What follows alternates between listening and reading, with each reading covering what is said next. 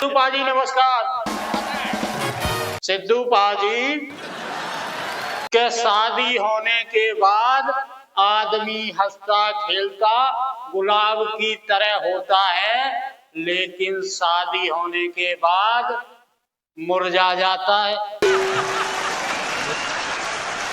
शादी के बाद बहुत बुरा हाल हो जाता है। सिद्धू पाजी, उस पर मैं एक शायरी सुना रहा हूं कि मेरी क्या हालत है वो मैं आपको बता रहा हूं।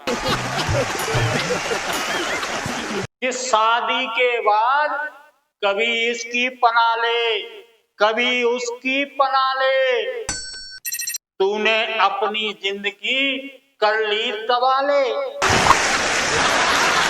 ठहरा दिया न तुझे सबने गुनहगार, तू ले और ले अपने सिर पर सबके गुनाह ले। कि जिंदगी में जो लिखा है मिलता है वही दोस्तों, कि जो जिंदगी में लिखा है मिलता है वही दोस्तों। फिर चाहे जिंदगी में मुंगेरी लाल के सपने कोई भी जितना चाहे उतना देख ले।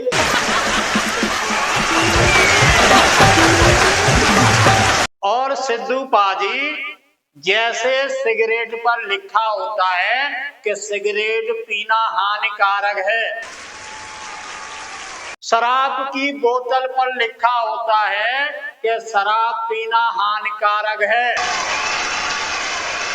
बस इसी बात की मुझे दुनिया वालों से शिकायत है कि जब शादी होती है उससे पहले जो शादी कार्ड छपते हैं उस पे लोग क्यों नहीं लिखवाते कि शादी करना हानिकारक है। और सिद्धू पाजी, मैं अपनी शादी के कारनामे बता रहा हूं कि इस शादी के चक्कर में मेरे जाने कितने रिश्ते टूटे थे। मेरी किस्मत फूटी, टांगे टूटी, मेरा सर भी फूटा था। बड़ा चमक। और सिद्धू पाजी, क्या अपने दिल की बात बताऊं तुम्हें, कितने अरमान हमारे टूटे थे। हम तो सेहरा बांध कर गए थे शादी करने, हम तो सेहरा बांध कर गए थे शादी करने,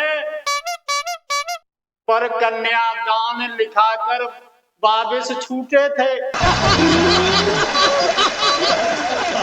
तो सिद्धू पाजी, मैं शादी से पहले ऐसा नहीं था, लेकिन शादी होने के बाद आदमी हंसता खेलता हुआ मुरझा जाता है।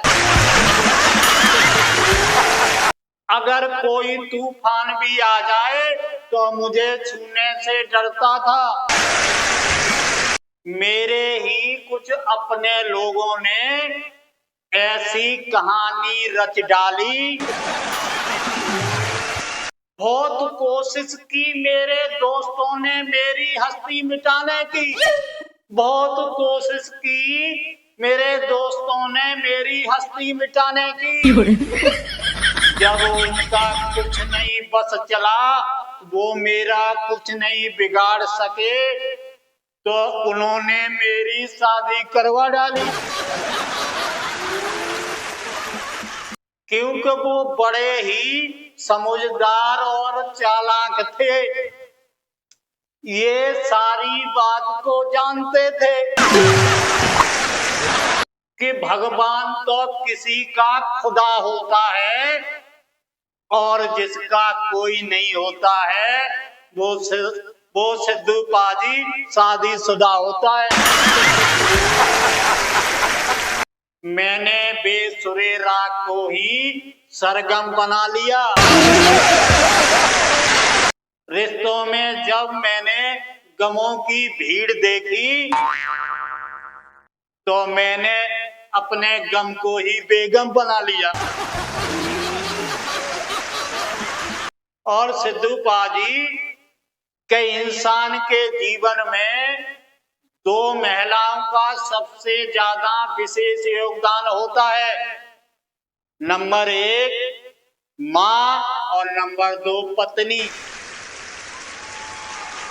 पर भैया दोनों की विशेषताएं अलग अलग होती हैं। माँ कभी भी रोता हुआ नहीं देख सकती और पत्नी कभी भी चैन से सोता हुआ नहीं देख सकती। पहले समय में पत्नियां अपने पति की सेवा किया करती थी, तो भैया वो पतिव्रता नारी कहलाती थी।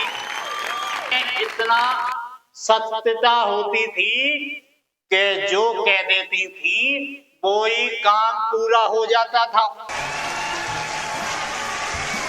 लेकिन कुछ आलसी पत्नियां ऐसी भी होती हैं कि दूसरे के देखा दुनी नकल उतारने की सोचती हैं। कुछ पत्नियां ऐसी भी होती हैं जो दूसरे के घर की ताक झांक करती हैं और अपने पड़ोसी के यहाँ जाती हैं और उनसे जाके पूछेंगी, काहे जिद्दी का काम कर रही हो, तुमने कितनों पीस लो, पर अपने घर का पता नहीं कि सारे बर्तन झूठे पड़े हैं जो दूसरे के घर में ताक झांक करने जा रही है। तो ऐसी भी पत्नियां होती हैं और कुछ पत्नी पतिव्रता होती हैं जो अपने काम से काम रखती हैं, अपने पति से मतलब रखती हैं, अपने पति की सेवा करती हैं और अपने पति की सारी बात मानती हैं। ऐसी पत्नियां पतिव्रता कहलाती हैं।